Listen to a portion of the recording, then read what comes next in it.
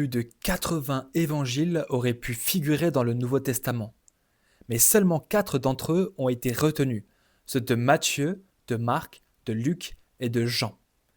Ce que je viens de dire est une citation de Da Vinci Code. La gravité de cette accusation est proportionnelle à sa fausseté. Les 4 évangiles du Nouveau Testament, Matthieu, Marc, Luc et Jean, n'ont pas été choisis au hasard, ni imposés par un pouvoir politique. Ils étaient déjà reconnus et utilisés par les premières communautés chrétiennes dès le 1er et le 2e siècle. Alors, qu'en est-il de ces fameux 80 évangiles?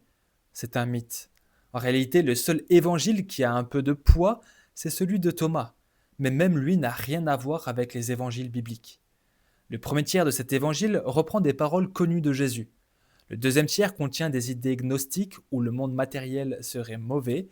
Et le dernier tiers est vraiment très étrange. Tu veux un exemple? Jésus y dit: toute femme qui se fera mal entrera dans le royaume. Alors on est tellement loin du Jésus des évangiles qui honore les femmes et les appelle à la vie, pas nier leur nature. Quant à des textes comme l'évangile de Barnabé, ils apparaissent au Moyen Âge bien après les événements et sont historiquement disqualifiés, même par des chercheurs musulmans. Alors la vraie question, ce n'est pas combien d'évangiles ont existé, c'est lesquels sont fiables, ceux que les premiers chrétiens ont lus, mémorisés, recopiés au prix de leur propre vie, ou alors ceux qui sont apparus des siècles plus tard, porteurs d'un autre message.